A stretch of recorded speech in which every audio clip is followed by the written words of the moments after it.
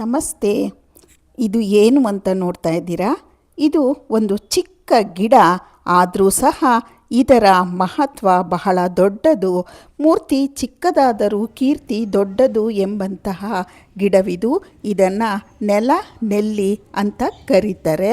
ನೋಡಿ, ಈ ಎಲೆಗಳು ಸಣ್ಣ ಸಣ್ಣಗಿರ್ತವೆ.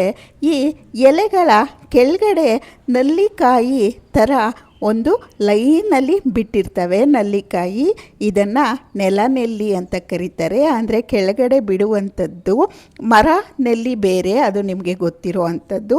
ನೋಡಿ, ಇದು ಸೇಮ್ ನೆಲ್ಲಿಕಾಯಿ, ಹುಳಿ ನೆಲ್ಲಿಕಾಯಿ ಇರುತ್ತಲ್ವ, ಅದೇ ಥರ ಶೇಪಲ್ಲೇ ಇದೆ. ಈ ರೀತಿ ಸಣ್ಣ ಸಣ್ಣ ಎಲೆಗಳು ಇದ್ದಾವೆ. ಇದು ಆಯುರ್ವೇದಿಕ ಶಕ್ತಿಯನ್ನು ಹೊಂದಿರುವಂತಹ ಒಂದು ಗಿಡ ಅಂತಲೇ ಹೇಳ್ಬೋದು. ಇದು ಪಾಟ್ಗಳಲ್ಲಿ, ನಮ್ಮ ಕೈ ತೋಟಗಳಲ್ಲಿ ಇದನ್ನು ನೋಡೋದಕ್ಕೆ ಸಿಗುತ್ತೆ. ಇದೇ ಥರ ಬೇರೆ ಗಿಡನೂ ಇರುತ್ತೆ. ಆದರೆ ನಾವು ನೋಡ್ಬಿಟ್ಟು ಇದನ್ನು ಈ ರೀತಿ ಗುರುತು ಮಾಡ್ಕೋಬೋದು. ನೋಡಿ, ಎಲೆಗಳ ಮಧ್ಯದಲ್ಲಿ ಹಿಂದೆ ಈ ರೀತಿ ನೆಲ್ಲಿಕಾಯಿ ಶೇಪಲ್ಲೇ ಅದು ಬಿಟ್ಟಿರುತ್ತೆ. ಒಳ್ಳೆ ಮಣಿಗಳು ಲೈನಾಗಿ ಪೋಣಿಸಿರೋ ಥರನೇ ಇದು ಕಾಣುತ್ತೆ. ಇದನ್ನು ಸ್ಯಾನ್ಸ್ಕ್ರಿಟಲ್ಲಿ ಭೂಮ್ಯಾಮಲಕ್ಕಿ ಅಂತ ಹೆಸರಲ್ಲಿ ಕರೀತಾರೆ. ಇದ್ರ ವೈಜ್ಞಾನಿಕ ಹೆಸರು ಫಿಲಂಥೋಸ್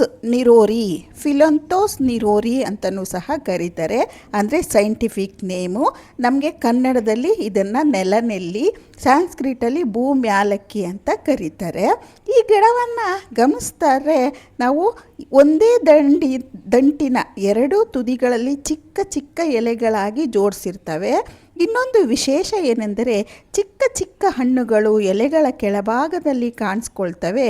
ಇವೇ ಇದರ ಪ್ರಮುಖ ಗುರುತು. ಅಂದರೆ ಎಲೆಗಳ ಕೆಳಗಡೆನೇ ಈ ಕಾಯಿಗಳು ಲೈನಾಗಿ ಬಿಡುವಂಥದ್ದು. ಇದಕ್ಕೆ ಯಾಕಪ್ಪ ಇಷ್ಟು ಮಹತ್ವ? ಆಯುರ್ವೇದದಲ್ಲಿ ಈ ನೆಲ್ಲಿಯನ್ನು ಮುಖ್ಯವಾಗಿ ಯಕೃತ್ ಅಂದರೆ ಲಿವರ್ಗೆ ಸಂಬಂಧಿಸಿದ ಆರೈಕೆಯಲ್ಲಿ ತುಂಬ ಹೆಸರನ್ನು ಪಡ್ಕೊಂಡಿದೆ. ಈ ಭೂಮ್ಯಾಲಕ್ಕಿ ಅಂದರೆ ನಿಮ್ಗೆ ಈಗಾಗಲೇ ಗೊತ್ತಾಯಿತು, ನೆಲ್ಲಿ.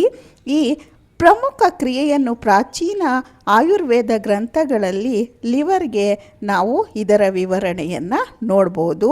ಅಷ್ಟೇ ಅಲ್ಲದೆ ಮೂತ್ರಪಿಂಡಗಳಲ್ಲಿ ಕಲ್ಲುಗಳು, ಮೂತ್ರದ ಸಮಸ್ಯೆ ಮತ್ತು ಪರಂಪರೆಯಾಗಿ ಬಳಸ್ಕೊತಾ ಬಂದಿದ್ದಾರೆ ಇದನ್ನು.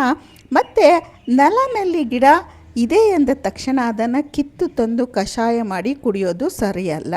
ಅದನ್ನು ಡಾಕ್ಟರ ಸಲಹೆ ಮೇರೆಗೆ ನಾವು ಯಾವುದೇ ಕಾಯಿಲೆಗೆ ಯಾವುದೇ ಔಷಧಿ ಬಳಸಬೇಕಾದರೆ ಮೊದಲಿಗೆ ನಾವು ಡಾಕ್ಟರ ಸಲಹೆಯನ್ನು ಪಡ್ಕೋಬೇಕು. ಮತ್ತು ನಮ್ಮ ಹಿರಿಯರು ಈ ರೀತಿಯ ಔಷಧಿ ಸಸ್ಯಗಳನ್ನು ಪ್ರಕೃತಿಯ ಅಮೂಲ್ಯ ಕೊಡುಗೆ ಅಂತ ಹೇಳ್ತಾ ಇದ್ದರು. ಇಂತಹ ಪುಟ್ಟ ಔಷಧೀಯ ಸಸ್ಯಗಳನ್ನು ನಾವು ನಿಜವಾಗ್ಲೂ ಕಿತ್ತು ಹಾಕಬಾರ್ದು. ಆದ್ದರಿಂದ ಮನೆಯ ಅಂಗಳದಲ್ಲಿ ಇಂಥ ಗಿಡವನ್ನು ನೀವು ನೋಡಿದ್ರೆ ಅದನ್ನು ಸರಿಯಾಗಿ ಗಮನಿಸಿ, ನೆಲ್ಲಿ ಆಗಿದ್ದರೆ ಅದರ ಬಗ್ಗೆ ತಿಳಿದುಕೊಂಡು ನಾವು ಅದನ್ನು ಸಂರಕ್ಷಣೆ ಮಾಡುವುದು ಒಳ್ಳೆಯದು. ಪ್ರಕೃತಿ ನಮಗೆ ದೊಡ್ಡ ಮರಗಳ ರೂಪದಲ್ಲಿ ಮಾತ್ರ ಔಷಧಿ ಕೊಡೋದಿಲ್ಲ. ಈ ಚಿಕ್ಕ ಪುಟಾಣಿ ಗಿಡದಲ್ಲೂ ಸಹ ಮಹತ್ವವಾದ ಔಷಧಿ ಗುಣವನ್ನು ಇಟ್ಟಿರ್ತಾರೆ. ನೆಲಕ್ಕೆ ಹತ್ತಿರವಾಗಿ ಬೆಳೆಯುವ ಒಂದು ಪುಟ್ಟ ಗಿಡದಲ್ಲೂ ಪ್ರಕೃತಿ ಅದ್ಭುತವನ್ನೇ ಅಡಗಿಸಿಕೊಂಡಿರುತ್ತೆ.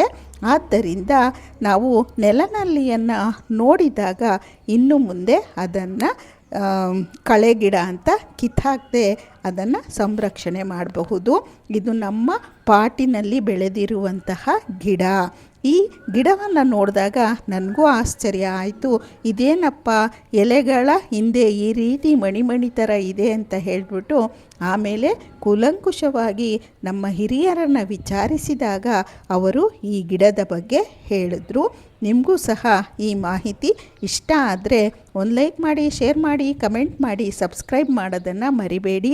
ಈ ಔಷಧಿ ರತ್ನ ಗಿಡ ಏನಾದರೂ ಕಂಡ್ರೆ ನೀವು ಸಹ ಆಯುರ್ವೇದ ಡಾಕ್ಟರನ್ನು ಸಂಪರ್ಕಿಸಿ ಇದರ ಉಪಯೋಗವನ್ನು ಪಡ್ಕೊಳ್ಳಿ. ಮತ್ತು ಇನ್ನೊಂದು ವಿಷಯ, ಇದನ್ನು ಹಳದಿ ಕಾಯಿಲೆಗೂ ಸಹ ಒಳ್ಳೆಯದು ಅಂತ ಹೇಳ್ತಾರೆ. ಆದರೆ ಕೂಲಂಕುಷವಾಗಿ ವಿಚಾರಿಸಿದ ನಂತರವೇ ನಾವು ಇವುಗಳ ಉಪಯೋಗವನ್ನು ಮಾಡಬೇಕಾಗುತ್ತೆ. ನಮ್ಮ ದೇಹದ ಸ್ಥಿತಿಯನ್ನು ಸಹ ನಾವು ಗಮನಿಸಬೇಕಾಗುತ್ತೆ. ನಮಸ್ತೆ. ಮತ್ತೊಂದು ವಿಡಿಯೋದೊಂದಿಗೆ ಭೇಟಿಯಾಗೋಣ.